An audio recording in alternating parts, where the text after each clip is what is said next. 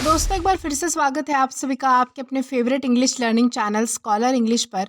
मेरा नाम है दीपिका कुमावत और मैं इस चैनल पर वेरियस कॉम्पिटिटिव एग्जाम्स के लिए इंग्लिश सब्जेक्ट टीच करती हूँ।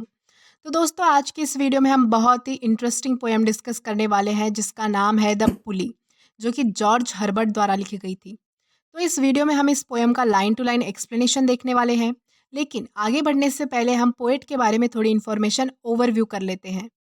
तो दोस्तों जॉर्ज हर्बर्ट का जन्म 1593 में हुआ था और इनकी मृत्यु 1633 में हुई थी। जॉर्ज हर्बर्ट एक एंग्लिकन प्रीस्ट थे, साथ ही साथ मेटाफिजिकल पोएट भी थे, यानी वो metaphysical school of English poetry से एसोसिएटेड थे। वो एक डिवोटेड क्रिश्चियन थे और उनकी पोएम्स का मकसद मनुष्य को ईश्वर के करीब लाना था।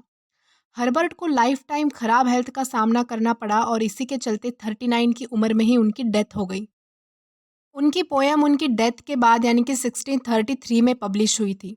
वो अपनी पोयम में हमेशा गॉड को रिफ़र किया करते थे और ज़्यादातर उन्होंने रिलीजियस पोइट्री ही लिखी है। तो बेशक ये पोयम भी रिलीजियस पोयम ही है जिसका नाम है द पुली। पुली का मतलब होता है खींचना। जैसे कि पुल होता है जिसका मतलब होता है खींचना, वैसे ही पुली का मतलब होता है अपनी तरफ खींचना। तो इस पोयम की मदद से हमें ये समझने मिलेगा कि किस तरह गॉड जो है वो अपने लोगों को अपनी तरफ खींचते हैं।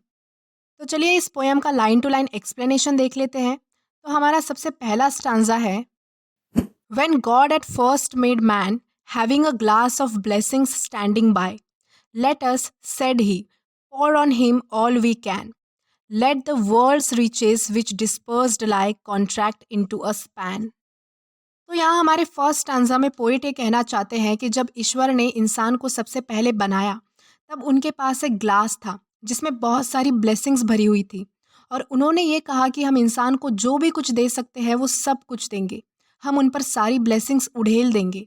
इस दुनिया में जितनी भी दौलत बिखरी हुई है, दौलत से यहाँ मतलब है कि इस दुनिया में जितनी भी अच्छी चीज़ें हैं, जितनी भी ब्लेसिंग्स है, वो सारी ब्लेसिंग्स हम इकट्ठा करके इंसानों को दे देंगे। तो ये तो हमने फर्स्ट स्टैंजा का मीनिंग देखा। अब हम आगे बढ़ेंगे। So strength first made a way, then beauty flowed, then wisdom, honour, pleasure. When almost all was out, God made us stay, perceiving that alone of all his treasure rest in the bottom lay. तो हमारे second stanza में poet ये बताते हैं कि God ने इंसानों को क्या क्या दिया।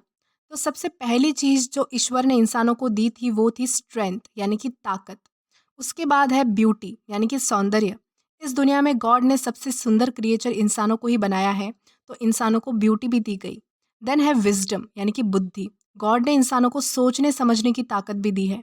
देन आता है ऑनर यानी कि औहदा या फिर दर्जा।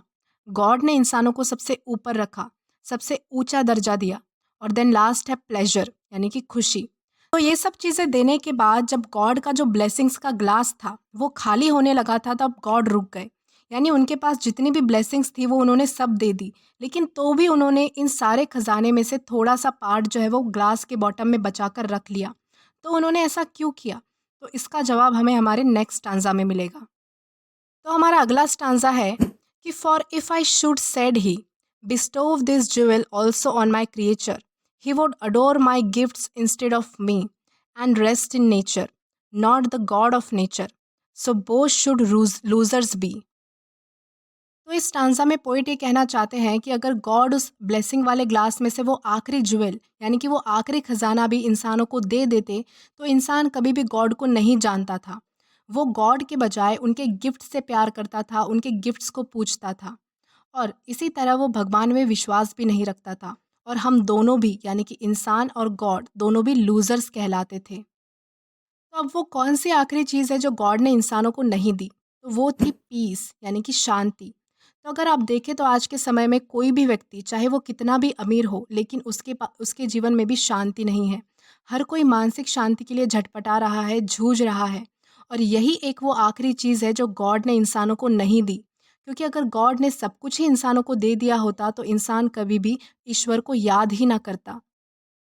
देन इसके बाद हमारा लास्ट स्टांजा है, yet let him keep the rest but keep them with ripening restlessness, let him be rich and weary, that at least if goodness lead him not, yet weariness may toss him to my breast.